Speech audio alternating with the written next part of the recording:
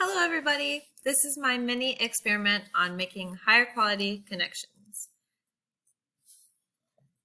Let me give you a little background. I was running my own business and my friend was working for me. His name is David. I often took the leadership role naturally in many of our jobs. I decided that I should give David a chance to lead.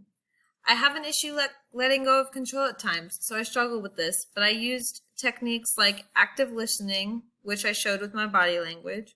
I was asking for clarification when I got confused, and I solicited feedback from him after the day was over to see how he felt.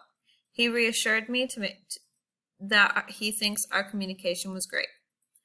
I also communicated affirmation by recognizing his efforts, praising him on a job well done, and giving him constructive criticism. With all of this, I was genuine, and the results was interesting.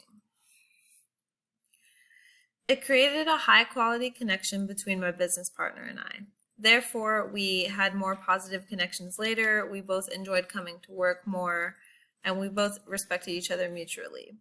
We worked better as a team, we were faster, and we cared about each other more. Surprisingly, I encountered a lot of anxiety when I let go of control, but then actually felt relieved when it did go well. So I learned that soliciting feedback can be very helpful to both parties. This experiment really showed me the significance of high-quality connections.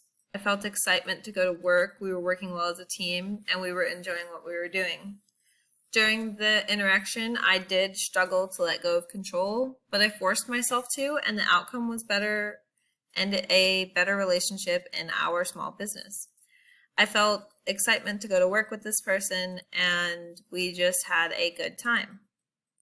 I learned that high-quality connections have a domino effect on other connections. They make future connections more positive.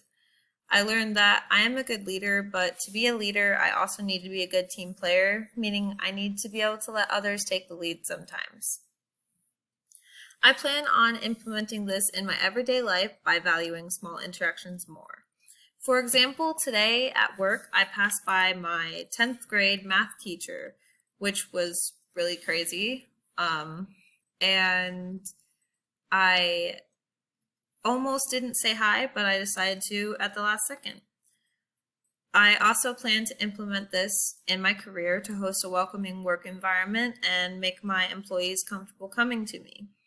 I plan to implement this in my leadership by relinquishing my need for control and allowing others a space to grow and learn to lead for themselves. Thank you guys so much for listening. I hope you have a great day.